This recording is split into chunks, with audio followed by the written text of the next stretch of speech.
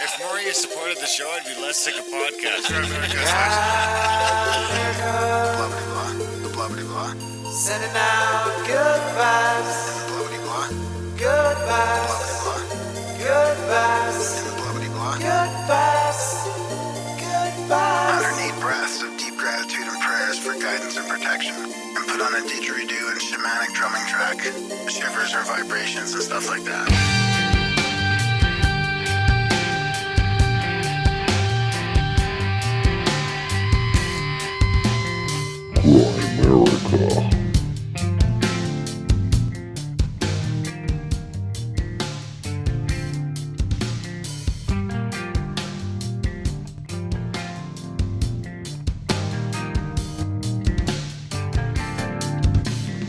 Okay, guys, welcome back to the Grimerica Show. Coming at you this week with the one and only Tom Matt with some hallucinations that aren't hallucinations, like realinations, or I don't know what you call them, but made me think of the Final Fantasy movie from back in the day, not the video games. I didn't play the video game, so I don't know, but I did watch the shitty movie a few times. For some reason, I liked it when I went through a phase where I really liked that movie. And then I tried watching it again years later, and I was like, this is retarded. But anyway, that's what it made me think of. And it's a pretty neat chat. I think you guys will like it. Of course, there's always a timestamp in the show notes if you guys don't want to listen to this. If you want to skip all this, just go right to the interview. Someone just gave us a 1-star review because of our lazy rambles. And it's like, yeah, obviously you didn't read the show notes. So yeah, you got to get that out. There's always a timestamp in the show notes that you can just skip right. You know, was that probably for the Randall app or something? Right? They wanted to just hear Randall right away. Probably was. These bozos won't shut the fuck up. Anyway, we got everybody's favorite podcaster, Graham Zebra Coach Dunlop. Well, it's interesting because coach back there, you doing some OnlyFans stuff? Yeah, it's the casting coach. Yeah. So this interesting. How you been getting in shape for your OnlyFans? How'd you know I was getting in shape? Well, I see you all the time. And you're like, you know, like doing my tits are getting small. You don't have boobs anymore, and losing a little bit of weight. Yeah, you look less disheveled all the time. I haven't had dessert for 3 months now. I haven't had dessert in 3 months. So, when you say dessert, do you mean like as a meal, part of a meal, or do you mean like any sort of dessert? Any sort. So, like sugary treats at all? Nothing. Like no chocolate bars, no nothing for 3 months. I could do that. I don't really do a lot of chocolate bars. I like chips. Are a big weakness. No, nothing, none of that. Even the only thing I have is beef. Bacon crisps. But wait, no. Sorry, pork. What are they called again? The pork rinds. Yeah, those. That's all I have, man. They're not very good though. I know, but I've tried so many different flavors, and they all suck. No, I'm enjoying them. No, I bet you are. I mean, you should be enjoying it. You look good. You look like good. You look less shitty. Yeah, but the weight is just stalled though, dude.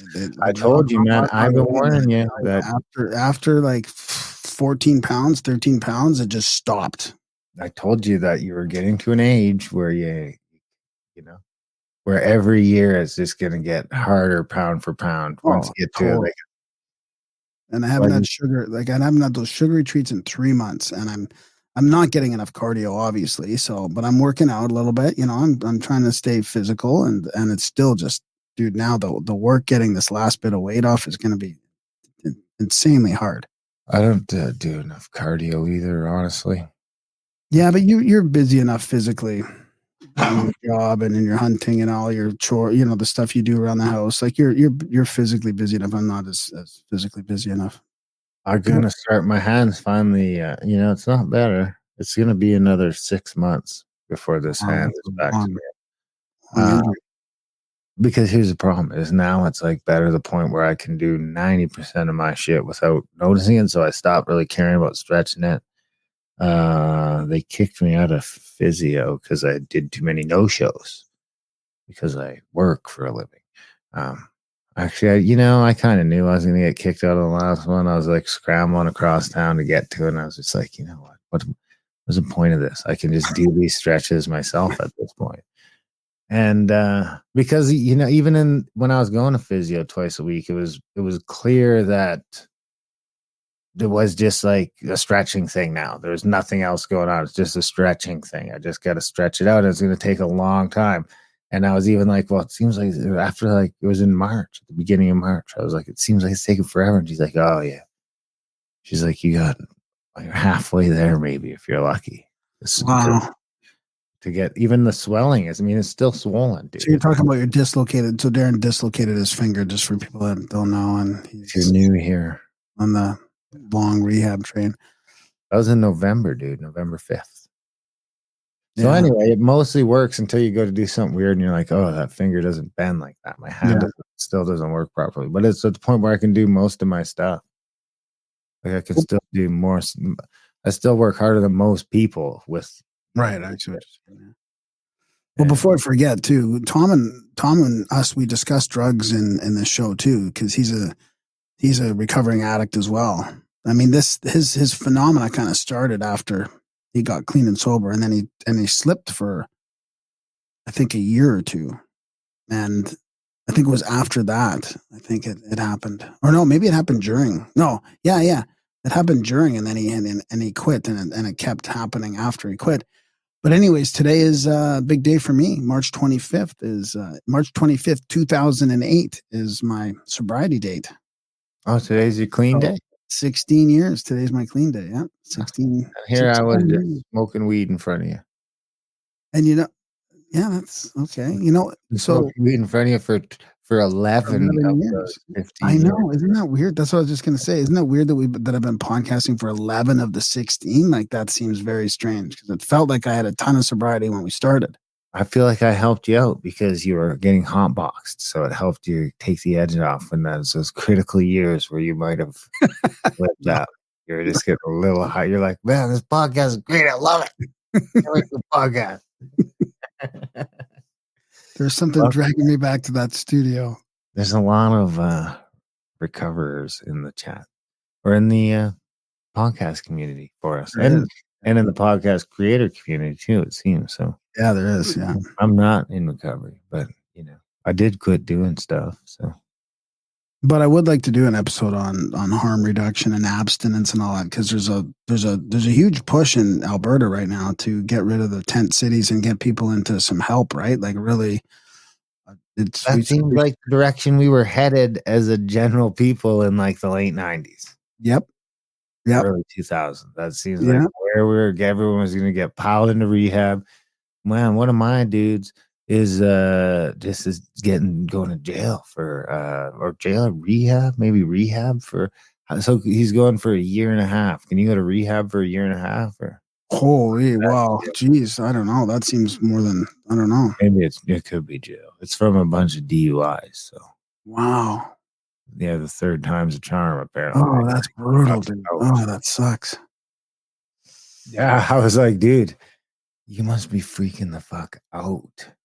And he's like, because he's like, he's still business as usual right now until like tomorrow is his day, towards his sentencing day. And he's known that for like a long time. So it's just when I'm like, you must be freaking out. He's like, oh my God, that's all I think about. And for the longest time, we didn't even know how long. We were like, it's going to be a month or two. And then fucking boom. Can you imagine? You're just like, hey. Was it like one of these day programs or night programs where you can go out during the day and then? You probably, you might be able to figure something out. But I think he's in the middle of like, Is this going to help him quit, do you think? Or? Oh, dude, once you go 3 times, I don't see that happen. Yeah. What? Once you think, I don't think so. 3 times in rehab or? 3, I don't know about that. 3 times DUI and then. No, is he going to quit drinking, do you think? Well, he's not going to have choice for a little while, but I don't see it long term now. No, my prediction would be no. Wow. But I would have to see him on the way out to really make that prediction because, I haven't seen that. I've only seen him when he's drinking, Yeah. When you see someone when they're just drinking, you can't really see him any other way until you see him another way. And they're like, oh, fuck. I'm sure that's how I was for some people for a long time. Yeah. And that's probably why sometimes when I pump into people that I like grew up with on social media now, they're like, holy fuck. What are you doing? And I'm like, well, I just quit drinking. And then, And I didn't even really quit drinking. I just stopped. Yeah. You know, I still drink now and again, not very often, but I was able to just quit that lifestyle without doing the abstinence thing. Yeah. It does still seem to be the best way. Seems like most people can't just do that. Yeah. Well, there's a big, there seems to be a push to this harm reduction where it's kind of like they just want to, especially with hard drugs, I guess, and opiates, where they just, you can just keep using these legal drugs until basically you die. Because, I know that's not really what they would say, but this seems to be what happens. Until they can slap me into the maid. Yeah. Made in Canada, baby. So, So, what you got? What you been up to? You don't really have OnlyFans. No. No, it's on Union of the Unwanted today with Adam Curry and a bunch of cool people. That was fun. We did a great, like almost a Canadian Union of the Unwanted, kind of a mini one last week ourselves on Grey America. Right. Outlawed. That's worth mentioning. We should mention it, yeah. The CIPC.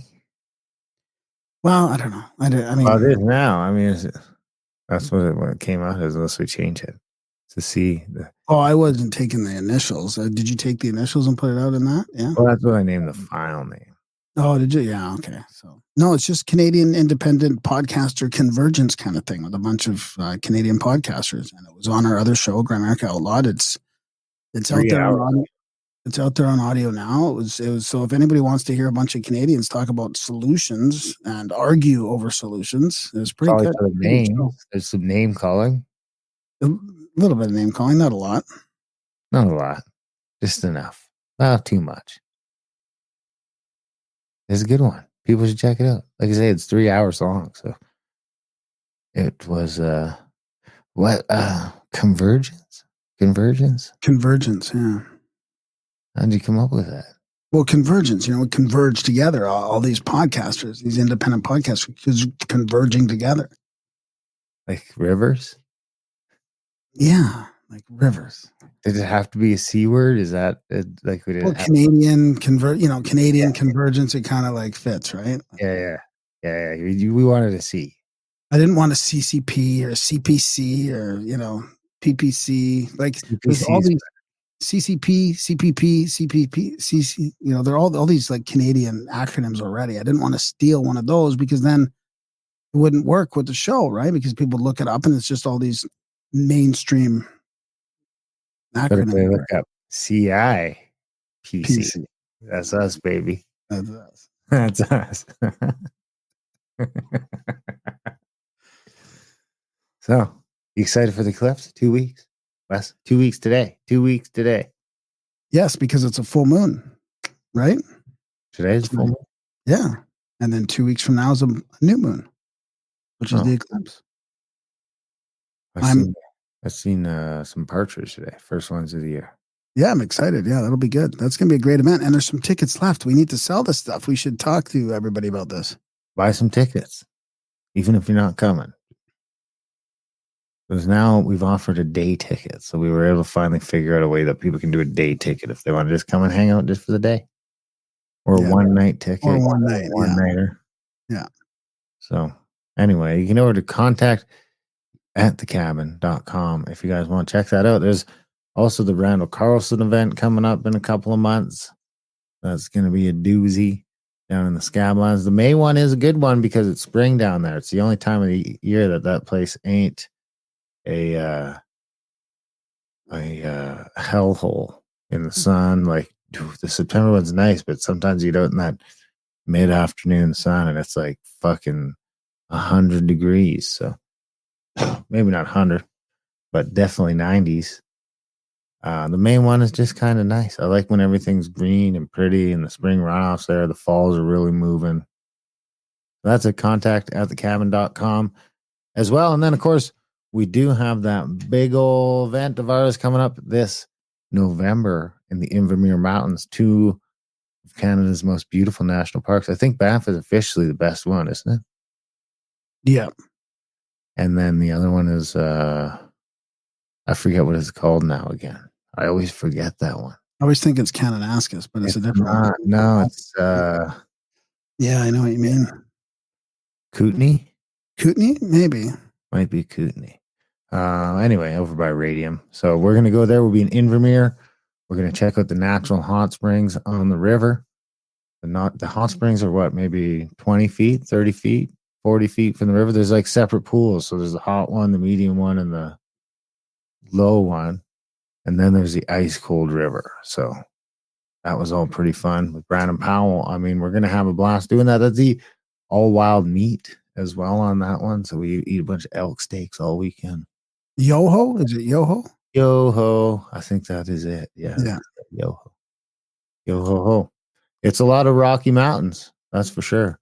And you like drive through the tunnel on the way to Radium. So it was a real good event. The venue is amazing. Yeah. It's really something else. So check that out. Contact at thecabin.com if you guys want to get in on one of those events. Anyway, the other thing you should do is support the show. I mean, we talk about this every week, but that's because we don't have enough supporters. We did get, I said we didn't have any new supporters last week. That was a lie. So we do have a make good. Do you want to do you've got all the notes except the patrons. You can do the notes first, and then I'll finish up with the new, new recurring. Okay. Well, we do have, this is 4320 US from Ethan.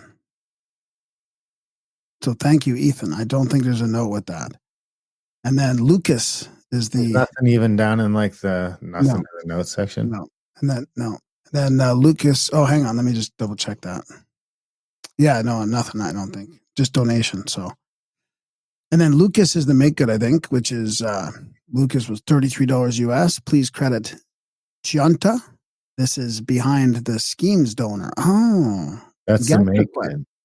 Guest request, Booberry from Behind the Schemes and Thunder Road Media. Yeah, we'll have Booberry on for sure. We'll do that. I'll set something up in the future. That would be great.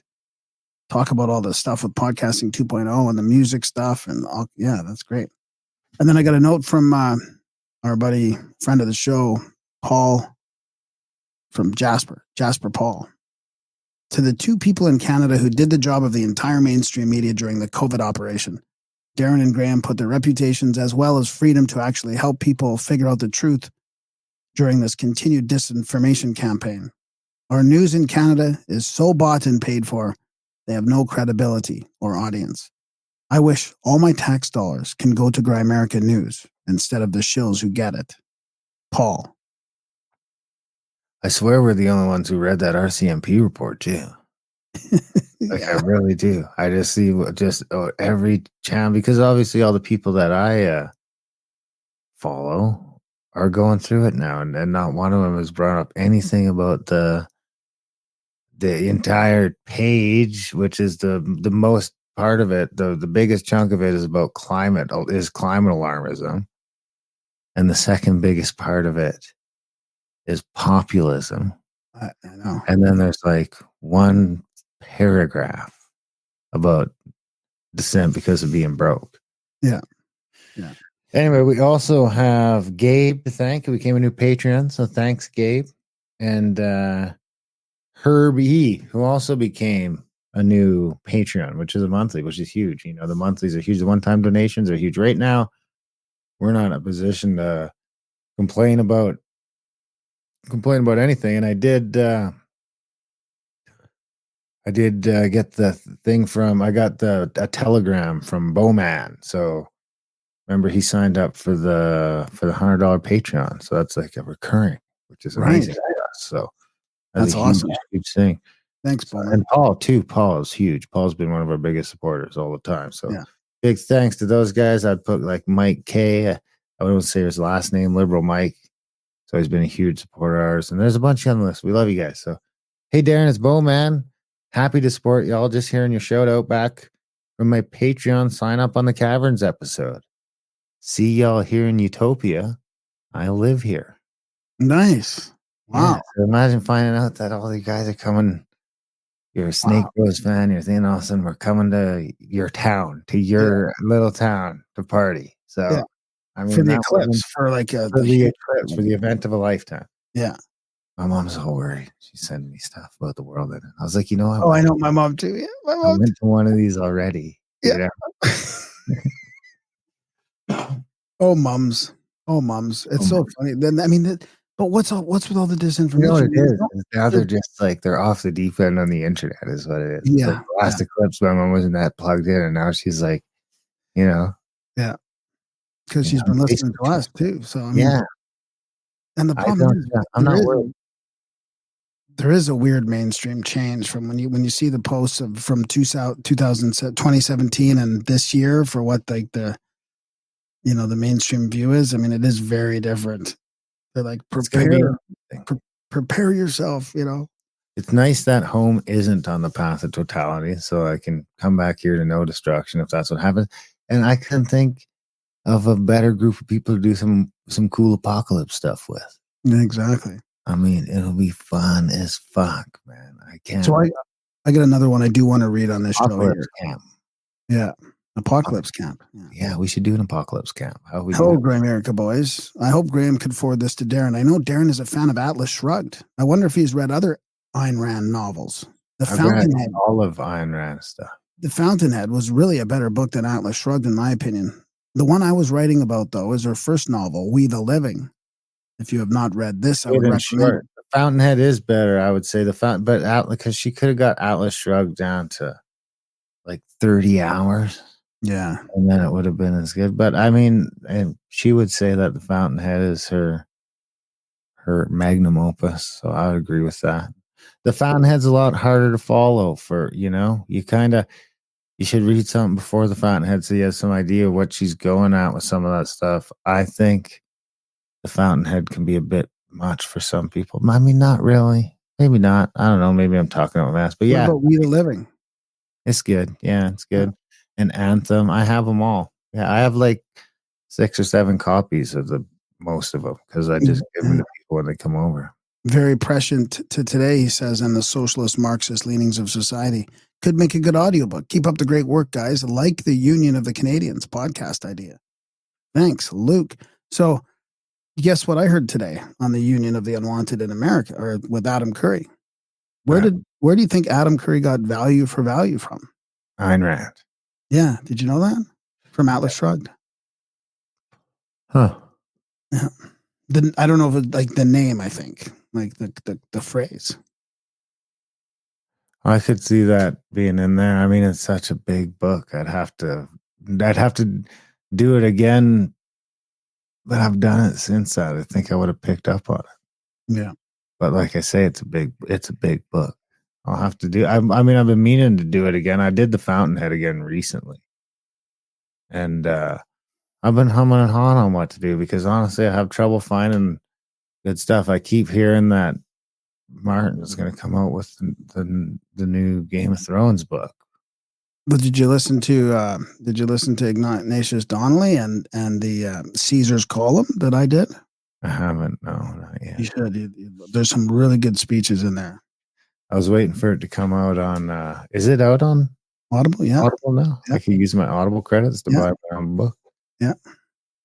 I'll have to check that out because you guys let me know what's good, because I've been thinking about doing Dune again. I watched the Dune movie, and I was like, maybe I should do that all again. Those are fun. And the other one I was thinking about doing was Atlas Shrugged because I haven't done what's it called fairly recently. I mean, if you really want a big like fantasy series, there's some really good stuff. I tried Wheel of Time, I think, and I just couldn't. Yeah, that's a tough one. But maybe just try like Brandon Sanderson's other work. I have like 8 of his books already, and I just can't. You can't do it? I want to. Maybe, and sometimes I'll get like a few chapters in, and I just yeah, lose it, Yeah. Anyway, let me know what I should be reading. Support the show, grimerica.ca/support. Sign up for a monthly or make a one-time donation. If you're getting some value from a little podcast here, a lot of people like the Randall episode and the ones before that. We've been coming with some hard-hitting content lately. Support the show. I mean, it's all there. It's all free. Just throw us $1 or $2 when you can. It helps. It's tight times out there. course, adultbrain.ca for all the audiobooks, grammaricooutlaw.ca for all the other stuff. And then we have a new YouTube channel again, where we started like parsing off our Canadian content to outlawed Canadians. Ooh, I got the hiccups from eating my steak too fast. Dude, I did a butter poached steak. It's pretty good. I put the whole thing in butter, in a pool of butter in the oven at like 170 for like an hour. And then seared it. Oh. And then seared it? Wow. Yeah, interesting. It was good. It was good. Yeah. Well, you got to get the fat into the elk. So it really permeates it, though, for sure. For sure. I went back to cast iron. Well, not yet, because I still need to pick up some more bits and pieces. But now you can get cast iron bacon pans and everything. I'm going to go to all cast iron. I had all those fancy red no stick ones, but it's coming off now, you know? And it's like, well, great. So where's that shit now? Yeah. In my fucking digestive system. Exactly. So cool. So I'm like, you know, I'm going over and there's this and there's this and there's this and there's a stainless steel, but they're a pain to cook. So if I get into stainless steel, I'd rather just, you know, arguably the long-term science on these weird stainless steel ones isn't out yet either. But people have been cooking on cast iron for fucking 500 years. And it seems okay. So seems actually good, some people say. Yeah, so I'm going back to that. Slowly. The problem is it's heavy stuff. Like Maria can't. Shauna. The problem is she can't handle the heavy stuff. It'll pull her joints out of place, and like it's bad. So she has to be careful with all that. So I don't know. That we were just talking about that today. I think of getting a new frying pan and. Yeah, everything new I buy now is cast iron. But like a cast iron bacon pan's like $110 compared to this. Yeah. I can go get one at Safeway for $13. Yeah. And nothing sticks to it ever. Till it does. Anyway. And then I got guts full of Teflon or whatever the fuck too. So there's that to consider. There's that side of it. Anyway. Get out of here. I still got to run to the city tonight. So. All right, Tom Matt. So here's it from his website, tom-matt, matte.com. I see things you don't. Tom Matt is a successful marketing executive who broke his brain with drugs. Most people who have lost their mind and never find their way back to tell the story. He was lucky. Not only did he find his way back with a lot of help, he found something more mind than he knew what to do with. He no longer believes insane things. But the way his brain works has fundamentally changed, and for the better. His illness opened new pathways in his mind. He now easily sees connections and reimagines information and data in ways that would not have made sense to him before. His Upsight vision offers insights into mathematics and physics that he previously had little interest in. More spectacularly, he also sees and experiences contact from non-human intelligent beings. He's on a mission to connect with the research team and create the technology to triangulate these holographic images and messages back to their source. Pretty interesting story. He did go do some ions testing, and it came up with some pretty interesting results. So, yeah, check it out. There you have it, guys. Enjoy the chat with the one and only Tom Matt.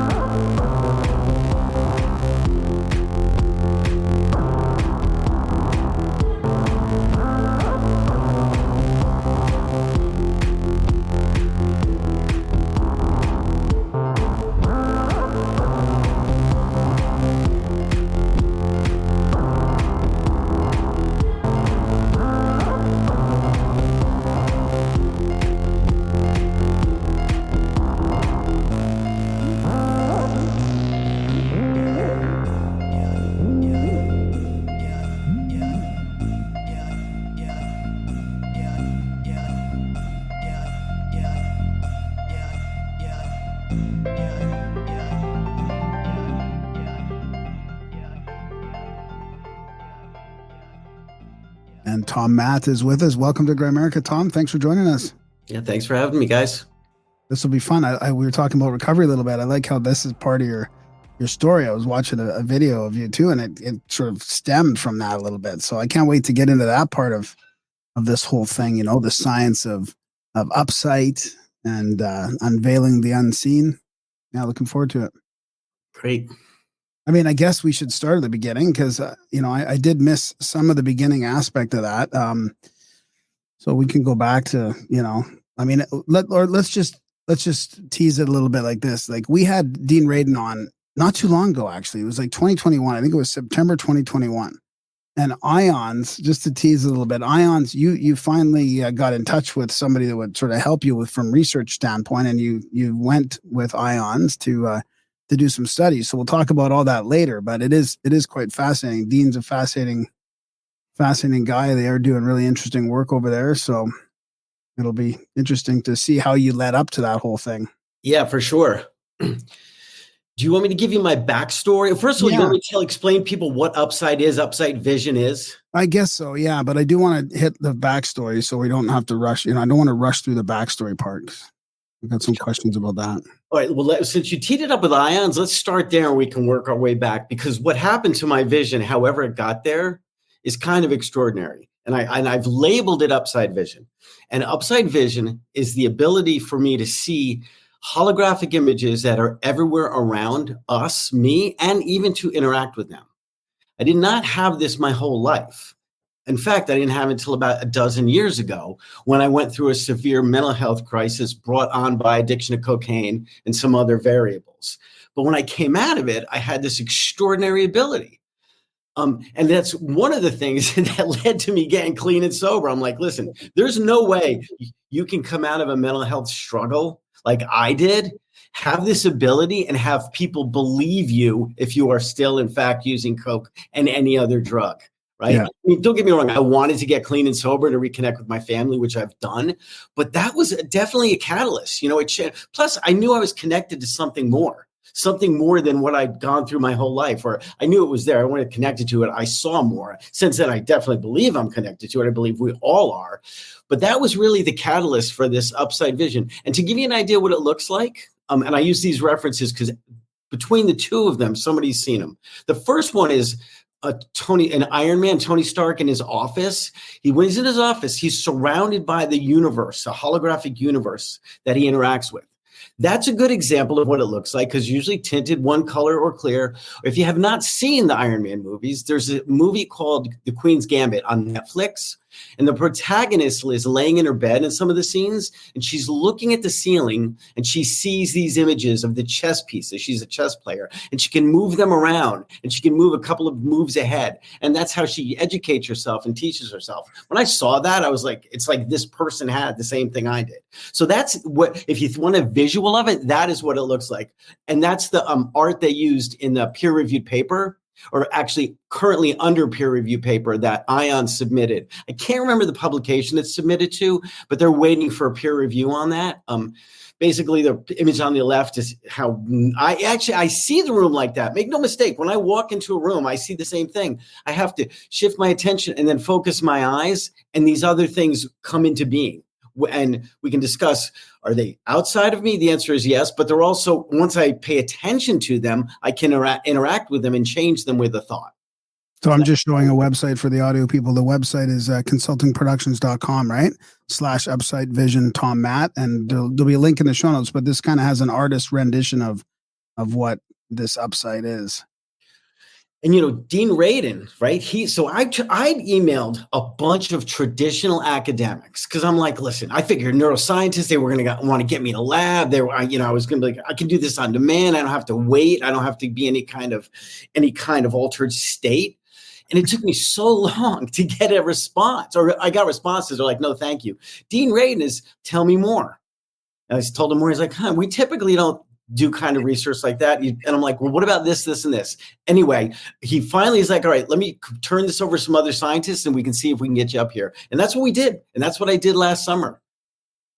So is it always there for you, this sort of holographic imagery? Is it there all the time, or like, can you turn it on and off at will? Or So it's always there. As long as I turn my attention, I can focus on it. So in the beginning, going to bed was exhausting because I'd lay down and let's say it would be an image of two dogs barking or kids throwing a Frisbee. But and it really took me longer than it should have to figure this out. I'm like, you know what? I need to imagine or picture a stream, like a river, something calming or an ocean. So after a while, I learned to do that. And that's what I do every night when I go to bed. So yeah, it is available to me all the time. Is it like that sort of magic eye, those magic eye pictures from the 90s, the late 80s, 90s, where you kind of like lose the focus in your eyes and then this 3D image comes to you? Well, I don't lose it, but that's actually a good example of how you have to see it and focus on it. Here, I'll give you another example of how to do it. So if I was driving a car and you and I, let me say it's not good memory recall or a vivid mind's eye. It is not those things. So if you and I are driving a car, or if I'm driving a car and you're my passenger, and we're like, hey, do you remember the Star Wars poster as a kid? And I'd be like, yeah, I could picture that in my mind. And I could still drive the car while I'm picturing it. If I'm doing upside vision, there's no way I can operate a machinery like that. I could be a passenger. I could not drive a car and do it. Because I have to pay attention to what I'm looking at. So once I'm engaged with that, I need to be still. You know what I mean? I can't do something else. Well, let's stick with the ions research then, because they did an analysis of this, and the findings were interesting, right? Because they could tell that the way you're describing it is sort of closer to reality. Then it's not just your imagination. It's not like something that's external to the point where other people can see it, but somewhere in the middle. Exactly. So this is what we did, right? So we get up there and we were talking about doing an fMRI. Let's see what area my brain lights up when I do it. And let me come back to that. Actually, let me talk about that now, because it's important. Remember, I came out of a severe mental health crisis. I'd walked out on my family. I thought my business was a front for some government agency. I mean, I was really, really psychotic, really. And I flew around the globe, spent all my money and stayed in these 5-star hotels. I eventually ended up homeless in California. And I checked myself into a psych ward because I'm like, and I'd had a history with addiction, but I'd been 5 years clean. And as a drug addict, you're like, you don't want to spend all your money. But the executive area of my brain, the area that plans ahead, was not functioning. I mean, I walked out on a business of 15 years. I owned an ad agency, and I walked out, it was thriving. It was a business, functioning business. But something happened. The reason I'm bringing this up is because I had to cut 2 MRIs, right? Because I was like, something's wrong with my brain. I'm not thinking normally. I'm not seeing normally. I believe ridiculous things. So I had 2 MRIs. There is no stroke, lesion, brain damage, no damage from drug use or tumors. So we know my brain is healthy. It's nothing pathological or wrong with it. But the scientists said, and again, these are clinicians and traditional scientists, and I saw a bunch of them. All they could tell me is something opened up in my brain and areas of my brain were connected that were not connected before. I mean, thank you. I mean, that's why I'm here. Obviously, that's happening. So, and we still don't have answers, but something is still open and it's on. So when we got to ions, we talked about getting an fMRI, but it was going to be too complicated and they'd have to partner with some other people for the equipment. What we could do was hook my brain up to an EEG machine, measuring the brainwave states while I'm using Upsight. So we did 200 experiments, a control. It was my brain state when I'm looking or when I see an image, and then use memory recall, right? Or mind's eye, and then the same image with upside vision. Now, the guy that ran the test, the guy that's calling the Mozart of EEG testing, right? He's done over 160 of these things. He writes the books that other students are trained on to do this. He's like, this is one of the most unambiguous cases of brain states he's seen. So, wow. Yeah, so the brain state, when the alpha waves, let's talk about that. That was the most obvious example. And your alpha brain state is when you're sitting there, it's calm, right? So believe it or not, when I'm doing memory recall, the brain is calm. But when I was using Upsight or seeing with Upsight, it was more active. And it was like Rudolph's nose. It was just really bright. It was a blue color. There's an image on the IONS website about that. They want to check it. It's I can't remember the name of it. It was written by one of the scientists. There's one by me, Tom Matt. The other person that wrote it is one of the scientists. It may say staff scientist, but it's easy to find. But the brain states were different between all of them. Now, I thought before going up there, it was going to be the theta state, which is the dream state. And I was all convinced. I'm like, oh, I'm actively using my brain state, because obviously when you're sleeping, you see these images. Now, there was a difference there, but the one that jumped off the charts was this one, the one that you're showing now. Is this the one? Okay, so this is the alpha brain state. Shows the spectrum recall and the spectrum upside. Yeah. Right. And on the left is typical. Let's call the image on the left a regular person's brain when they're thinking about an image. On the right is me seeing that image with upside vision. Okay. Okay. Do you get to pick what you see? What's that? Do you get to pick what you see all the time? Like, All right, do you have great question. So, control over this? no, this is good. This is good. So you and I are talking about something. If I were to look now, it may be related to this conversation, but it's just as likely to be something else, something that's unrelated. Now, once I'm interacting with it, let's say if I looked over and there was two guys throwing a Frisbee. Once I'm engaged with it, I can turn that Frisbee into a football. I can make those guys jump in dragsters and drive away, and that will happen. So it's both. It is an external until it's an internal. It's almost like hearing a noise, with your ears, your senses, but responding with your voice. So it's both.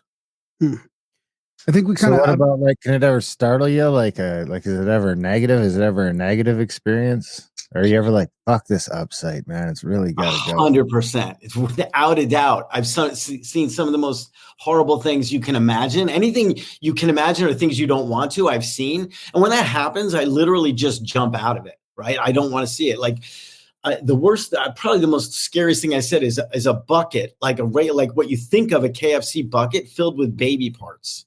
I'm like, why would I need to see that? So I jumped out of it. And I've done remote viewing, telepathy, lucid dreaming. I can do good do well. And, so I do other things with it. Now, I'm not an expert in any of those other psi phenomena that I just mentioned, because I focused on using, the holographic images that I can interact with. But there's elements of all of those things associated with this. I think there might have been something about the theta waves that I think I interrupted you when I put that thing on the screen there. But you were saying that you expected it to be theta, but really it was alpha. Did I miss something in there? Well, it's both. It's both. The theta waves is the dream state that's active during dream states, and it's also the guy that did the test too, or somebody told me this, that's also the wave state they see active when people are in medium mode. You know what I mean? People that we think of as mediums. That's the state they see the biggest change in. So I was intrigued by that. So did it surprise them that it was the alpha state that? I did. I think so. Yeah.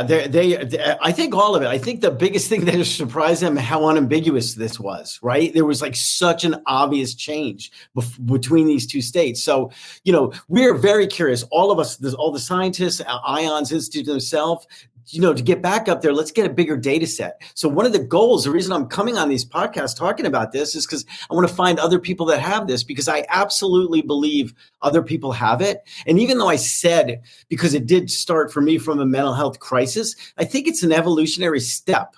And I think people are slowly evolving into it. In fact, I think some people have it, but they've told not to use it. I talked to one woman who said she's had it since she was a child, but her mother said, don't tell anyone that, because people think you're crazy. Yeah. Exactly. So is there some sort of evolutionary advantage to it that you can think? Like, is this like how I guess, because for it to be an evolution, I would, at least my understanding, I'm not, and for the record, I'm not even saying I'm all in on evolution, but it seems to be at play, at least at some level. It's things, we can see things evolve in real time, even though that might not be the whole thing. Picture. That might not be the whole picture. Because it seems like as soon as people hear evolution, they assume I'm an atheist, but I'm not. But anyway, I would assume that anything that is, if that's like the next thing for us, it would have some sort of thing that is that you can use to advantage over people that don't have it. So do you have anything so like that? Because from my side, that reminds me of Final Fantasy. You're like one of those, I wasn't Final Fantasy, and you're just one of the first people that can start to see these things. But I mean, I don't think that had a happy ending. I think it turned out aliens or some shit, but I can't remember. That's a great question, obviously, because you're right. Evolution, if you have a mutation, if it's a bad mutation, it's obviously not helpful. But if it's a mutation that leads to an evolutionary change, which I think it is, it's got to confer some advantage to us. So the question is, what is the advantage? And the answer is, I can't answer that as of yet.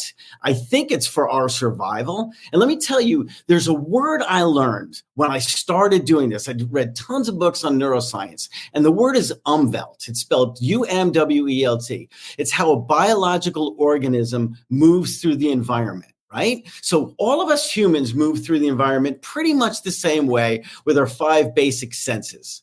A worm, even though it's on planet Earth, moves through an environment, the same environment, but with different senses. My umwelt, what I'm seeing is more than I did before. So people say is it an interdimensional?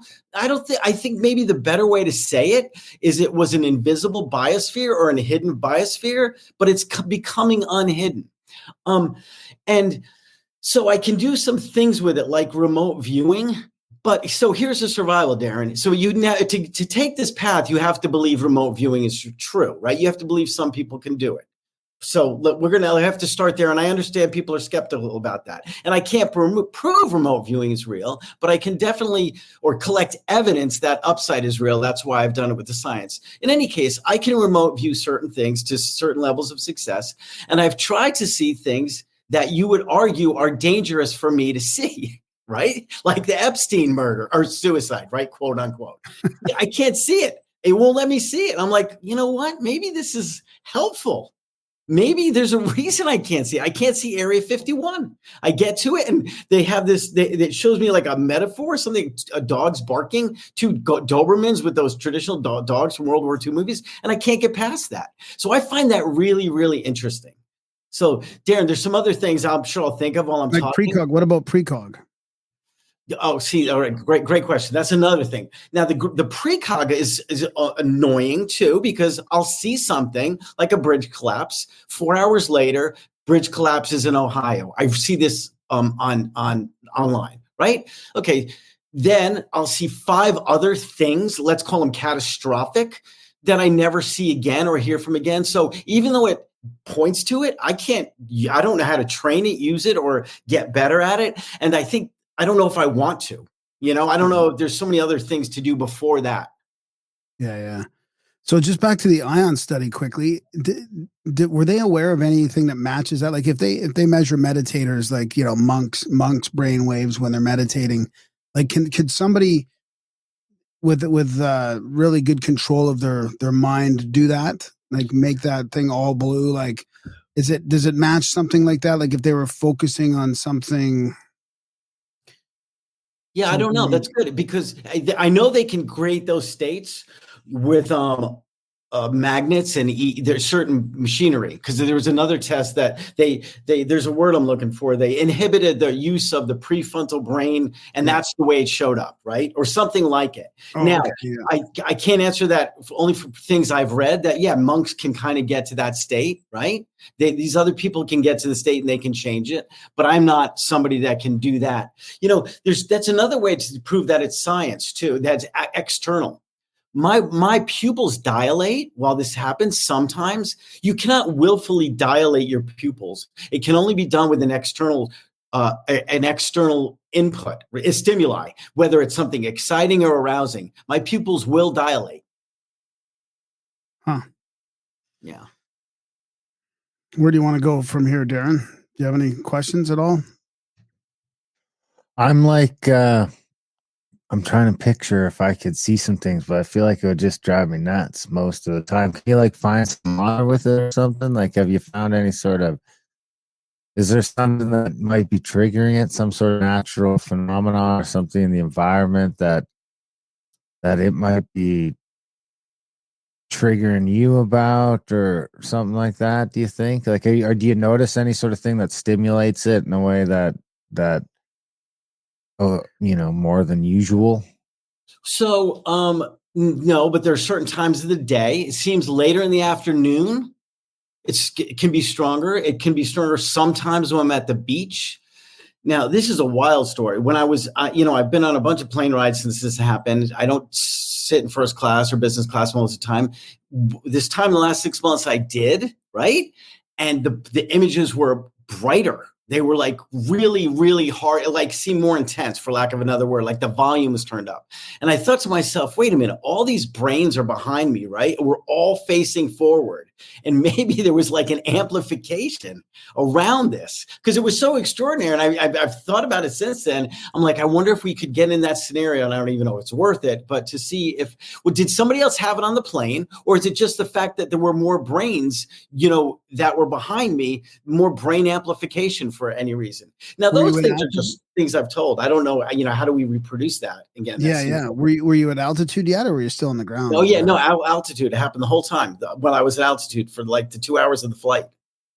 I mean, I wonder if that's something to do with it too. Like, the other times it hadn't. Altitude, it wasn't necessarily stronger on the other flights. Only when I was at the front of the plane. So that was really interesting. Now, I'll tell you a story I've told on a bunch of podcasts that are more that just different. They like to talk about UFOs and the aliens because this happened in the first year that I did this. So I'm remote viewing, right? I'm sitting there and I didn't call it remote viewing then. I was just using Upsight vision, right? And I'm looking at, and the next thing I know, I'm in space. And the next thing I know, I'm in a spacecraft with a dozen gray aliens, right? And they're standing in this circle. They're standing in the circle and it looks like they're looking down on this empty, clear table. As I get closer, I realize that they are remote viewing a town in the US and their eyes are following the people. The eyes are following the people. And when the person walked out of one gray alien's eyes, field of view, the other gray alien next to it would pick it up. And I'm starting to watch this and starting to pay particular attention. This is all this happened in less than a minute. So I'm watching this and I'm realizing, like, wow, we can learn from this. What is this? Is this real? And the next thing you know, two of the gray aliens turned to look at me and I jumped back. And that was the end of that because I was so startled that something could see me doing what I was doing. Now, I don't know what they actually saw. All I know, I was like, I do not want to be a part of this any longer. It was scary. It was cool too. Have you speculated about that at all? Like, what do you think they were doing? Just monitoring some part of? Well, I think their eyes are like, what's the word? Radars of some kind, and they're picking up. Yeah, I absolutely do think they would do that, and I also think, they were doing something as a group, so it amplified it like a chorus. It was stronger because of that. Again, this is all speculation, but I think those things seem to be true, or could be true. But what about ancient encounters with, religious experiences or divine encounters in ancient times? Like, I've wondered about. Wait, I'm sorry, I missed you. I disconnected, guys. Yeah, well, I was just wondering if you've read about any encounters from ancient times, like ancient religious experiences or encounters with the divine. It seems like those are to me, like they're not necessarily hallucinations. They're not necessarily like physical encounters, but so many people have had religious experiences in the past. I wonder if some of that is similar to what's happening to you. So there's been visual images. If you want to call them angels, winged beings, but the stories I hear about interviewing of connecting with the divine are so much better and more powerful than the things I'm seeing. As cool as they are, I don't think it's God. That's what's wild. I think it's a biological. That's another reason, Darren. I think it's something human. I don't think maybe we can connect to it, but I think what I'm doing is it's not that. And I think I know other people have it in one form or another because I get emails after every podcast say, oh, I can do something like this, but I can't interact with them. And it seems like another theme is trauma. Everyone has had some kind of trauma, whether it's physical, whether it's mental or emotional. So that maybe, and if you know anything about the X-Men, this is like kind of, you're like, wait, really? In the, what's the guy's name? Magneto, he developed his, or he learned about his when he was in the concentration camps. Now that's a fictional story, but the fact that trauma is a common theme makes you wonder. Yeah. I was wondering if you've read about the Rosicrucians at all or their theories. I'm reading this book right now. No, called- I can't have to. I let can't me remember. read this. Let me I read don't this have- quick. Let me read this quick excerpt for you because it seems to be sort of related. It says, when we're in health, we specialize solar energy in such great quantities that we cannot use it all in the body, and therefore it radiates through the pores of our skin in straight streams and serves a similar purpose as an exhaust fan. So what they're saying is this machine drives the foul air out of a room. Like if you're healthy and you're absorbing all the sunlight, you can basically keep the atmosphere within pure and sweet. But it gets better here. It says, it is a curious and most astounding sight when one first observes how from exposed parts of the body, such as hands and face, there suddenly commences to flow a stream of stars, cubes, pyramids, and a variety of other geometrical forms. The writer has more than once rubbed his eyes when he first perceived the phenomena, for it seemed that he must be suffering from hallucinations. The forms observed are chemical atoms, however, which have served their purpose in the body and are expelled through the pores. So that's really interesting. So I have not heard that. But let me tell you this. When I first had it, I became obsessed with mathematics, right? So I was sitting on the couch getting better, right? Staying off drugs, completely sober, but I had PTSD. I had some trauma. I connected with the family. And I sat there and I started to read a lot about math. The reason is not because something drew me, because I saw there was no topological space, no torus, no manifold that I could not deconstruct, dissect in my field of vision. So there's no doubt that there was a mathematical and a fractal element that I still have to this day. And not only that, they would present these problems to me, mathematical problems. And when I found a solution to them, they would either go to the next one. If you want to say they were harder, it was the next level. Maybe they weren't harder, but it was another level. When I figured that out, there was another level. And I have this multi-dimensional coordinate system completely built in my mind. I could sit down with an architect, somebody with a blueprint. We could translate the whole thing and I could upload it to a software program. It would probably take some time to do it. But that is one of the things I want to do. So there's no doubt there's an element of fractal and geometric piece to this that I can interact with. And I'm a part, and not only that, I'm a part of it. Like you're saying, I am a part of it. It really reminds me of the downloads, the people that have had these downloads of scientific data or mathematical data, but yours is in a visual representation or something. Exactly. It's exactly what it is. And there's equations that come up with it. It's funny. It's like a series of downloads. I'll say it like that. It's a series of downloads that led to this system, this coordinate system. But the other downloads, this is what's so wild or maybe a little frustrating. I cannot win the Kentucky Derby, right? I cannot pick, and believe me, I tried, right? This thing, in fact, it doesn't want me to do that. It does not want to do an easy path where you can figure that out. So there's an element to it, can show things if it wants to, but if for whatever reason it doesn't want to. And Darren, that's another thing. That's a survival thing. In a weird way, not showing me that is, again, another smart thing to be. Because if you have that ability, and people are going to want that, it's put you in danger. You can make a very strong case.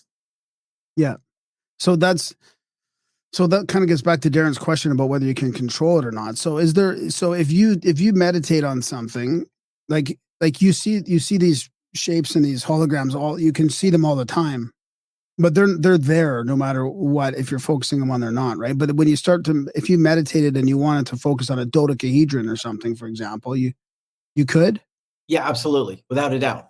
And in fact, the images I see are nothing I've seen in mathematics because they're not your typical dodecahedron or your circle, square. These shapes are different, but they're also part of, I think, this hidden biosphere, right? I think they're part of it that we don't typically see because our brains are not open to it. Our human brains are not open to this. What do you mean the hidden biosphere then? Well, again, that's what I think. The word well, we are biological organisms. We are all on planet Earth. There are things here that I think humans cannot see. Call them non-human intelligences. And you stumble across them. I gave you the one about the Greys, but I've seen other kind of beings. In fact, while I was doing this testing up at IONS, And this happens, this is historic. So let me take a step back. While I was doing a test in ions, this gray alien shows up, right? In holographic form. Let's be honest. In holographic form. Now, I have two choices: finish the testing or get distracted by it. So it showed up a couple of times and I ignored it, right? Because I knew I didn't want it. That's not the goal of this testing. It would have messed up all the results, whatever, and it just went away. Now, I'd read stories where people that are doing like these yogis and meditators, they've been meditating and these beings showed up and they went to their teachers and they're like, listen, ignore them. You know, you're meditating, ignore them. And to me, it's like, well, hold on a minute. Well, why would you ignore something like that? I mean, I guess, you know, it should be looked at deeper as opposed to just ignore them. Maybe we need to think about this way more seriously than we do.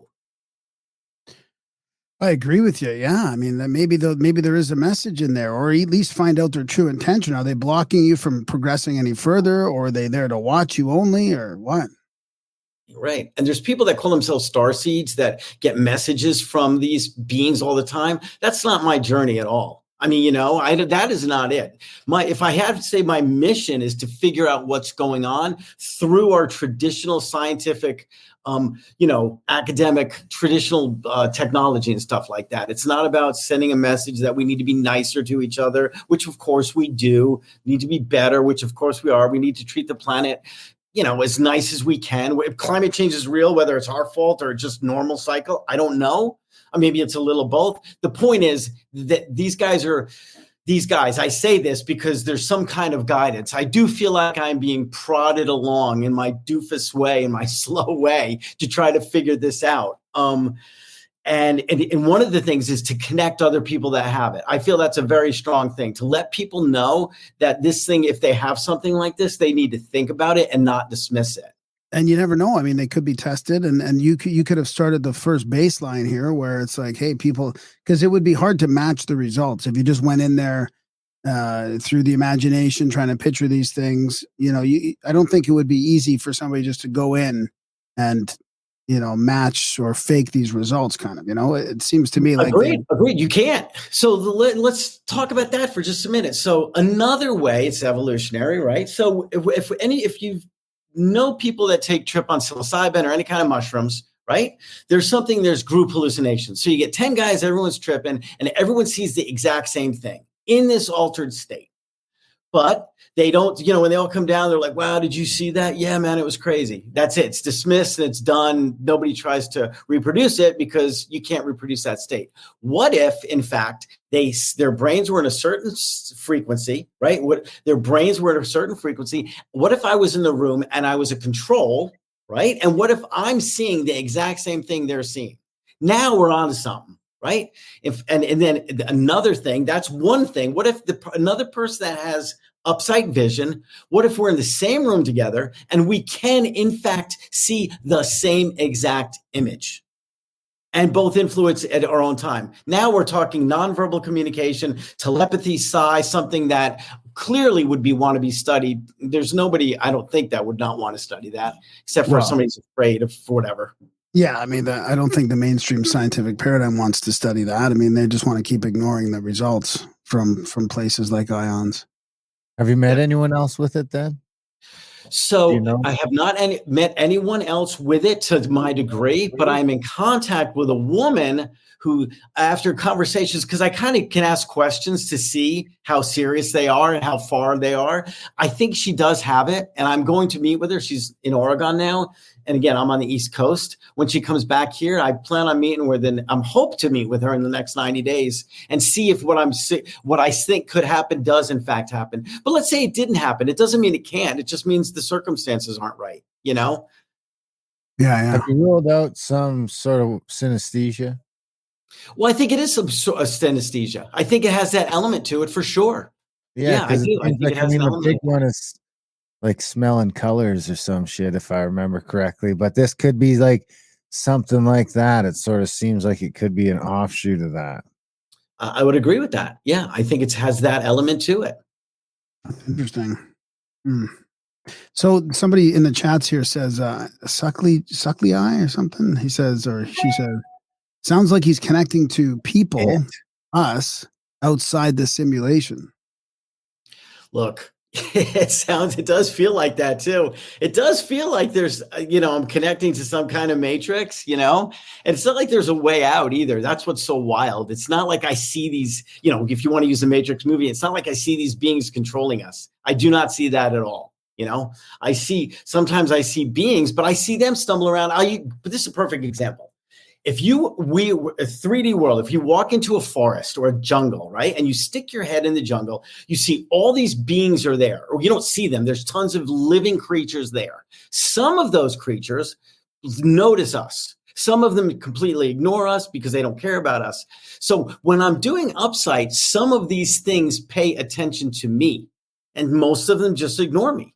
The ones that do, that's where, again, more testing needs to be done. Other people should see if they have it. Let's see if we can all see the same thing. There's so many opportunities to talk about, but you just need to get people to agree that it's worth looking into, as opposed to just like this woo stuff, as opposed to just being some woo element.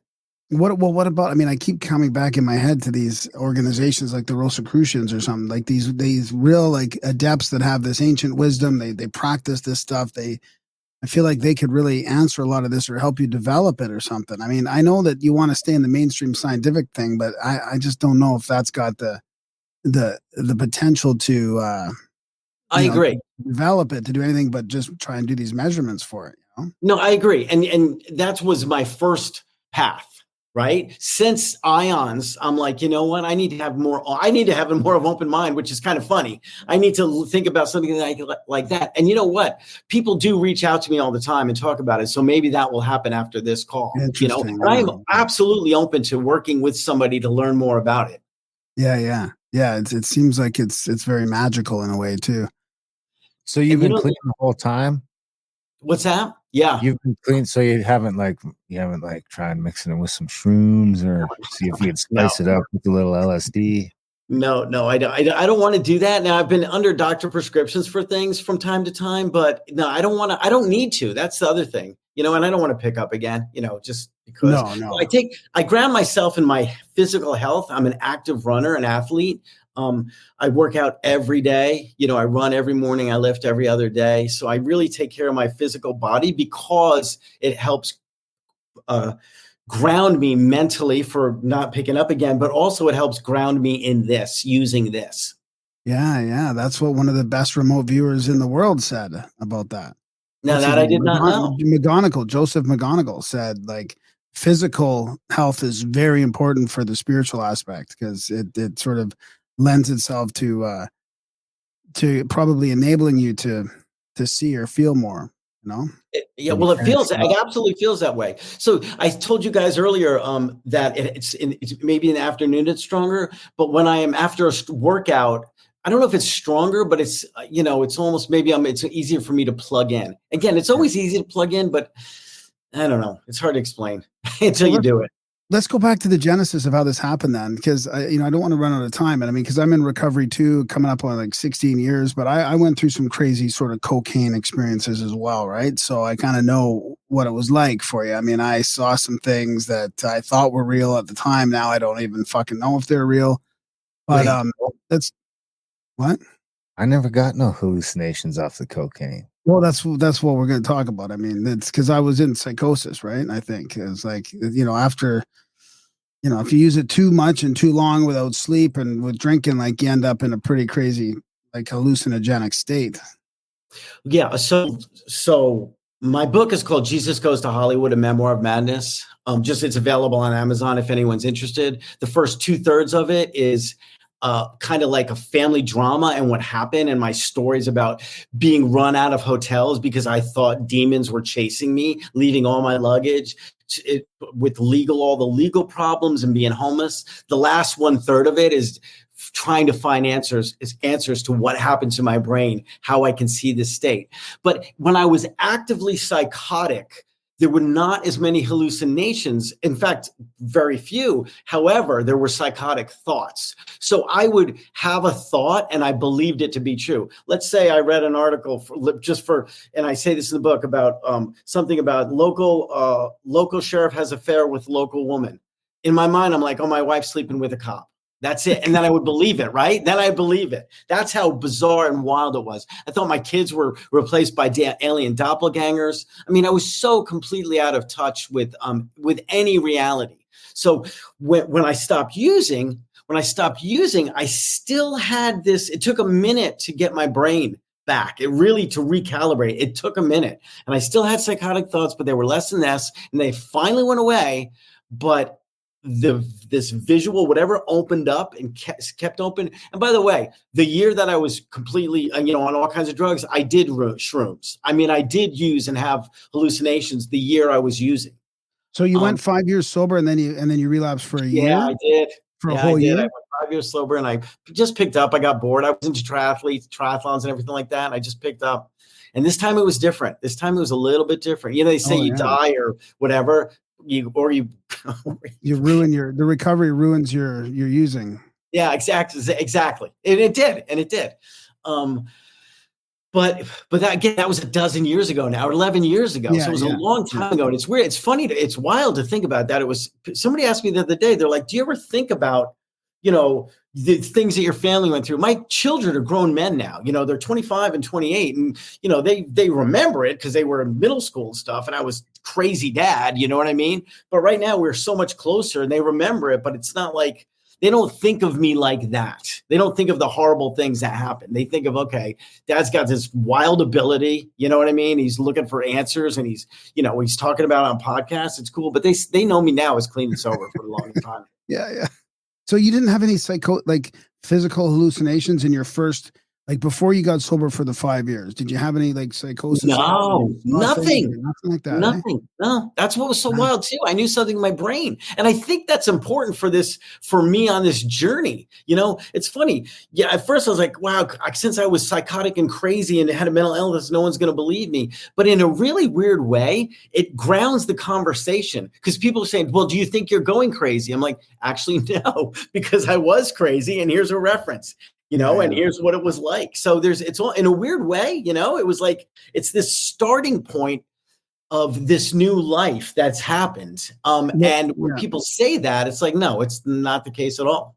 Well, and it plays such an important part because so you didn't even for that year of relapse, you didn't have any physical hallucinations or No, I had psychotic thoughts. I was absolutely psychotic thoughts. I would go down. I was expecting to hear the rabbit holes of government following me around. Oh yeah, followed around. That was without a doubt. This traditional paranoia. Somebody's outside the window. That classic cocaine use. Well, I mean, I used to have that, but I used to see them out there too. You'd see them, you'd have. Maybe I did, but it's not. For sure I did. What do you think about it like that? Sure, but it happened that was high all the time, so you kind of thought it was part of what you were doing. And that's why I think it's such an important part too, because with that 5 years of sobriety and then, sort of triggering that whole brain mechanism again, that whole, the rush, the dopamine, all that, you could have opened something up during that process or triggered some sort of mechanism or something. No, Graham, I think that's what happened. I mean, it was like this perfect storm of all this stuff. The first drug use, then getting extremely physically fit, right? Yeah. And then picking up again, and my brain just flashed open, believing crazy things, and then just trauma. I mean, PTSD, there's no doubt that I had PTSD. I mean, you go from owning, and my book starts with me literally spilling entering a kerosene on my back patio and lighting it on fire. I wanted to burn my house down because I thought the helicopters were going to come around and everyone would see what was going on in the house. I mean, that's how sick I was. Yeah. That's how the book starts. And thank God I called the cops called the fire department and said, listen, somebody set the house on fire. And it wasn't me. It wasn't me. Right. That's what I told them. So when did you first notice it then? What was your first experience then when you were using for a year there? And because I guess it happened towards the end of that, right? Because this is part of your second sobriety story, right? So this is what's so the funny thing is the first time I did see it, I was actually on coke. That's what's so wild. So here's what I'm sitting on the couch. I do a bump of coke. I see 4 distinct images, holographic form. Number 1, the back of a dinosaur. Number 2, red blood cells moving through the body. Number 3, a slot machine. And number 4, the Grim Reaper. All those things happen. No shit, right? And I think there's a little symbolism in those that I sometimes think about when I want to play around. And then that I was like, okay, that was like a catalyst. I'm like, holy shit, if I could see this while I'm sober, it's going to change. I'm like, it's going to change the world. I had that grandiose thought. And I mean, I think it is going to change the world, but I don't have grandiose thoughts anymore. I have extraordinary thoughts because this is an extraordinary thing. This is not, I can't pretend this is not unusual. I can't pretend that. And you're not acting like the chosen one, I mean. No, I'm just, good God. Actually, well, look, the Jesus Goes to Hollywood, a memoir of madness. For like 2 weeks, I thought I was Jesus because you want to know why? A synchronistic event. I'm in rehab. So during the year, even 3 months in, I'm like, I got to get clean and sober if I want to figure out what's going on. This is before the hallucinations, just the psychosis. I'm in rehab and the synchronicity happens. I'm holding a Bible and I have a fruit punch in my hand. The fruit punch spills out and it splashes on my knees. I opened the Bible passage and it said, and the blood spilled on the garment of Jesus. Something like that. And like, that's it. I'm Jesus. I'm telling you, it was insane. And then that bar was too high. I didn't stay Jesus. It was just too, and I know that's psychotic thought now, but at the time for a couple of weeks, I was like, or a couple of days, I was like, okay. But then you realize, wait, that's just a coincidence.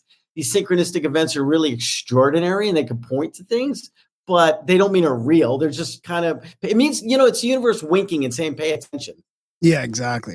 I had a synchronicity in rehab with a book as well. No joke. So I was avoiding this Qigong class because they had Qigong class every morning.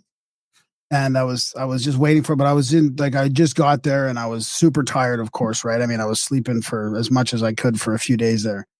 I finally go to Qigong and I had the most amazing Qigong experience. I thought that is incredible. And at the time I was reading to the group for some stupid reason. I was reading, and myself, but I was reading Eckhart Tolle's New Earth, right?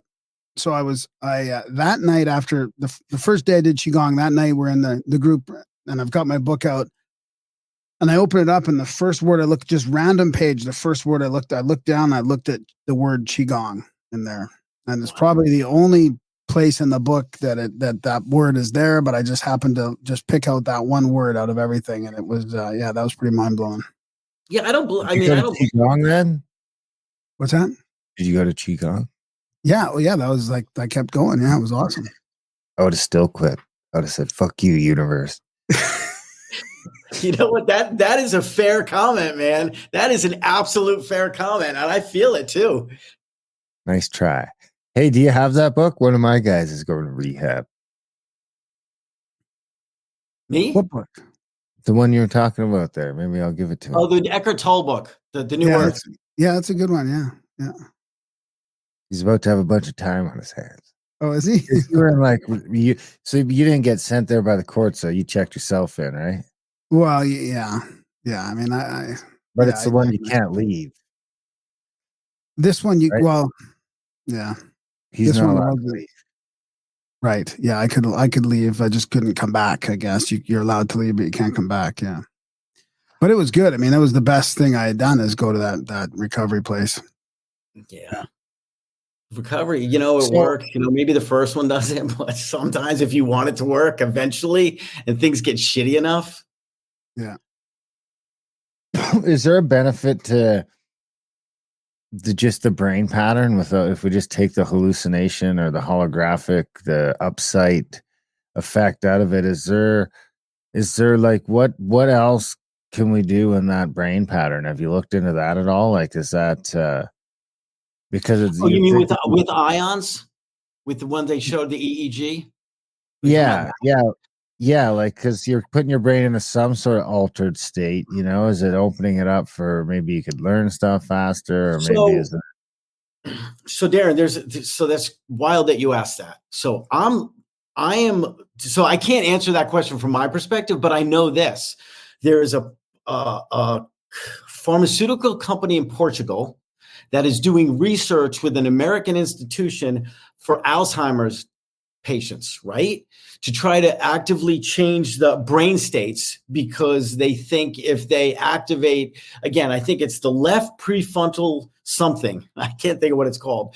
It kind of slows down Alzheimer's. So they're looking at that now. Now, the thing that intrigues me about that study is that why are they looking at it? Because they're using electromagnetic waves to stop it. That's not pharmaceutical. So I'm wondering, you know what I mean? So the fact that they're looking at it, there's somebody that's studying that wave state to help stall the spread of Alzheimer's. At least that's if I understand the study correctly. So I'm not doing it, but somebody else is. I wonder if they'll see the stuff as a side effect. What's that? I wonder if they'll see the upside as a side effect. You know what? Well, funny you say that. I think they have. I think that's part of the study because they said there was another part, and I don't want to go into it because I don't remember too much, but how there was other side effects from this, and they were more like telepathy or something like that. There were some other side effects. That's in fact why I clicked on the article. Well, I heard you say something about telepathy too that I wanted to mention because it was really fascinating because people are worried about like Joe Rogan even talks about it a lot. Oh, eventually we'll be able to read each other's thoughts and all that. But the way you describe the potential is like different layers, right? Like we might be able to, there might be able to be a group telepathy that we can sort of handle. That doesn't mean it's going to go into my deepest, darkest thoughts and desires, but. No, well, and because whatever's doing it with me, it's happening now. So there's this in between space. Think about it. It's just like a thought. If you have a thought, and you just like you voice your thought, right? So there is I call remote viewing the in between place, right? If somebody can get in your lucid dreams like an Inception, forget it. We're screwed then because then they could dive into everything we're doing. I don't know if that's possible. But this remote viewing space, this common area where we can see other beings and see other things, I think we can also telepathically communicate with them, or at least holographically is what I call it, and it's safe. It's not they're having you're sharing a thought with them that you're willing to share. Now, obviously, that's just my perspective right now. I could come back in a year and say that's not okay because it's so new. And again, people have studied telepathy way longer than I have, and they have a lot more research on it. But from my experience, there's definitely a safe place where people can communicate without talking, non-verbally, non-sign language, at least holographically. So imagine the thought too.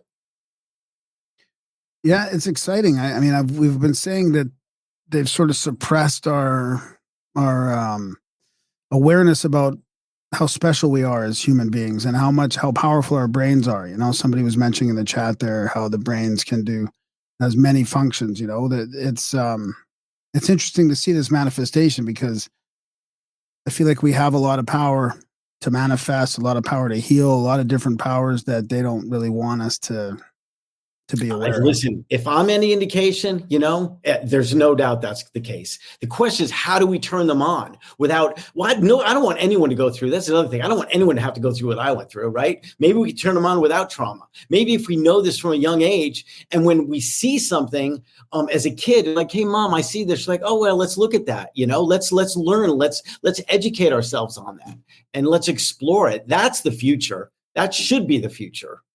Did you have any experiences as a 7-year-old or younger? Like no, none that I remember. And both my parents are dead, so I can't ask them. But no, none that I remember. Yeah, because you hear that with the first 7 years, and then after that it kind of changes to the next stage. But within that first 7 years, kids have all kinds of crazy experiences. And you're right. I mean, most people probably just poo-poo the whole thing instead of like getting them to dig into it a little bit more. So there's a disease called Charles Bonnet syndrome, right? It happens when you have macular degeneration of the eyes. When somebody's going blind, some people have the ability to see these cartoons. They come into their vision and they're going blind, but they're seeing these things. And from my perspective, it's like the brain is screaming, saying, hey, hold on a minute. Even though we can't see that way, we can see this. So some people with Charles Bonnet syndrome have learned that they can interact with them the same way I'm talking about. Others want drugs so they go away, but some people have learned that they can live with them and they could play with them, right? So if I wonder if I could communicate with somebody that's got Charles Bonnet syndrome. Oh, that would be very, very cool. That would be very cool. We had what was her name, Darren? We had her on the show. I'll remember it in a couple minutes, but it was about the superhuman documentary that she did. And there's groups of people all over the world. There's some in Russia, some in here in the States, and they're training kids. Kids learn it especially easier compared to adults, but how to see without their eyes. So they're blocking out their vision and they're able to see some other way. I mean, and maybe that's developed. Carolyn Corey, yeah. Carolyn Corey. I would look up Carolyn Corey and her work on that. And I mean, maybe that's very similar. You know, if people can see without their eyes, maybe that triggers the same thing. I mean, even get them, somebody that can see without their eyes, get them into that ions thing and see what they're doing. I would love to do that. Hopefully somebody will come forward with that. Yeah, for sure. I've speculated on that for the longest time. Yeah, she's great. And she is. I saw in the film you're talking about. It's very cool. Yeah. Yeah. Can you make things other people can see? Can you make something that like we could see? Can you make something in my room? Can you do it like through a TV screen? Because I've tried this. Wait, hold on, Darren. I've tried. It's gonna fit. It just doesn't work. You know, it doesn't work. I can't. I think if you were in a room. So all right. So here's a story. Here, let's talk about this. So I'm in the elevator a couple of months ago. I'm going to meet somebody to talk about this and tell them about it, right? I'm meeting with a lawyer and another guy. And they're like, well, can you do it for us now? And I'm like, yeah, I can do it, but it may not be helpful. Don't expect anything. I'm going to see it, but we're talking about this story over here, but I'm going to show people making a pizza. So I do it. I look over to it. I'm like, guess what, guys? I'm seeing a brand new sports car in a showroom. And I look at them both. And I have no idea what that means. Right? The guy pulls out his iPhone. He goes, I just bought a sports car. And I'm like, oh shit. I mean, that was even a haul for me. I was like, wow. Right. So there's an element of that I don't know how to control. And I don't know if I want to spend time right now looking into that. That's like part 2. Yeah, exactly. Yeah, you want to find more people right now. That's your goal. Right. And so the point is, I get it. If you were in the room, I may be able to pick up something, but long distance, I've tried it and it's a fail. I know it's not worth the energy. Yeah. Huh. So what have we left out so far before we wrap this thing up? Anything that you want to talk about before we? No, I have if you think you have it, go to Upsight Vision on Facebook and you'll see a website. It's like a kind of support group. There's 8 of us. And I don't even know, Upsight Vision on Facebook. If you leave a comment, if you think you might have it and we can connect, you can follow me on Twitter, Tom E. Matt, M-A-T-T-E. Yeah, those 2 things. If you just want to follow the story that, you know, and again, if you know I tell you what, I think other people are going to come forward and you might hear somebody that has this and you know, and people are going to connect. I really, really believe that. And I think other people, and you know what's fun? This is complete speculation. You know how we're looking at our phones? I didn't even talk about this. We will finish on this note. The year I was psychotic, I had the headphones in with the dangly, the old Apple ones, right? From 10 years ago, 15 years ago. And I looked at my phone all the time. I did not engage with anybody. Right. So I think that did something, Graham. And this is to your point about your brain stays perfectly. I looked at my phone a lot. I was hyper focused on that small screen. This is what's happening now with every kid. They're being raised on these phones. They're being raised at this look at this thing in front of them, a small screen. Maybe there's something going on with the brain that is up-regulating a gene and it's going to open something up. So maybe we're conditioning people to see that whether we know it or not, something opening in the brain, whether we know it or not. And what about mediums? Like you mentioned that area in the elevator, that time in the elevator. What about mediums or clairvoyance? Like when a clairvoyant sees something in the future or sees that, do they have that, but they don't realize they have it? You know, I mean, maybe there's that's good. That's a great question too. That's a test, right? I need to go with somebody who is a medium that can see these images. Are they getting? If they're sitting there going, I see a yellow scarf and a woman in a black dress. If I'm seeing a freaking black woman, now we're talking, right?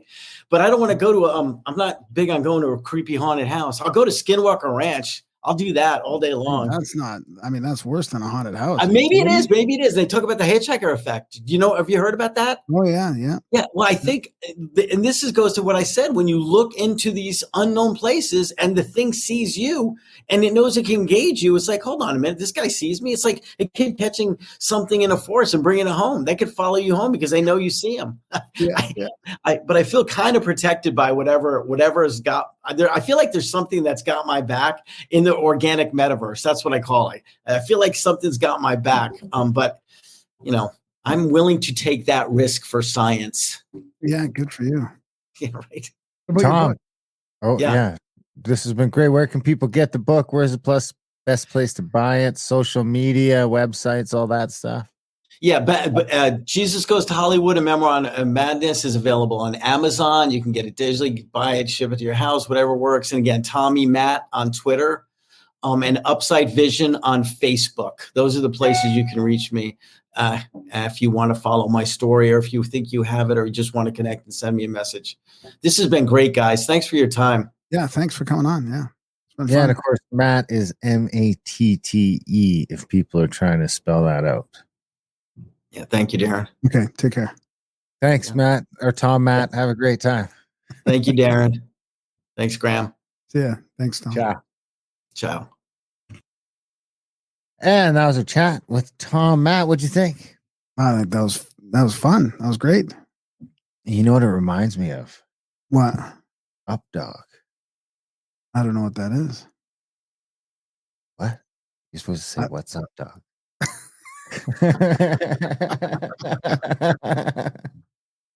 You ruined it. That reminds me of Darren. Did you know that people in the audience they've been oh my God, see, I just ruined the joke right there. There you go. they've been possessed. Darren, the people in the audience have been possessed by an owl. What owl? You're supposed to say who? Oh. We better just stay away from the jokes.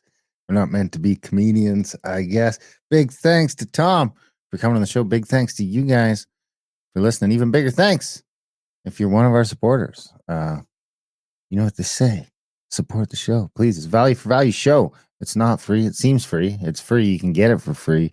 645, 46, 47 episodes by the time this one comes out. All out there, all available for free. But if you're getting some value from them things, you could send a little value back our way. You could sign up for one of those monthly donations that really help us keep things going around here. Or you can send a one-time donation and we will read your note on the show and, make you Grimerica famous. Thank you publicly. And you're supposed to say, someone told me you sound like an owl.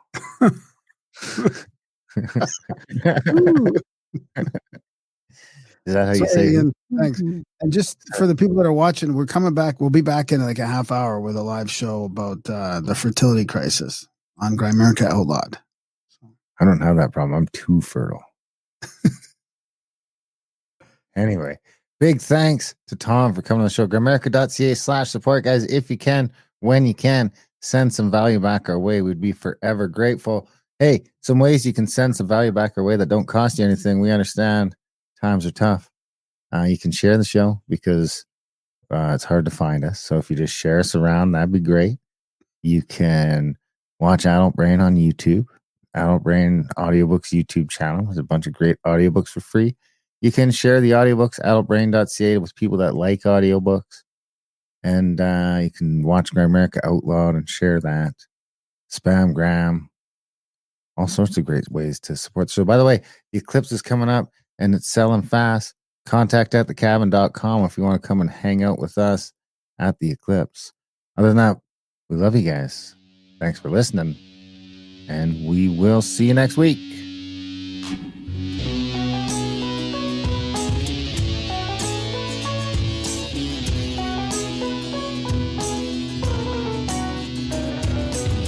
Your mind's on fire, all the color red in a blue lagoon,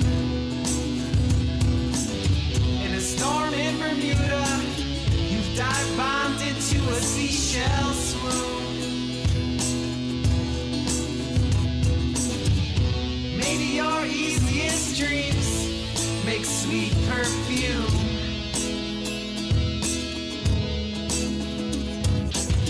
While you're yawning, yet not breathing in a hospital room. Should I call for help?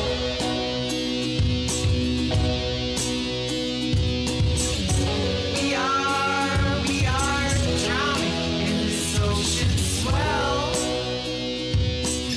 Let's start from scratch. Quit living these lies and become unattached. The idea of some far-off future is the fuel for your worries. But for God's sakes, time is eternal. Please do not hurry. Please do not fret. Please act now in a way that doesn't lead to regret. Please stop smoking so many cigarettes, so profusely, so profusely.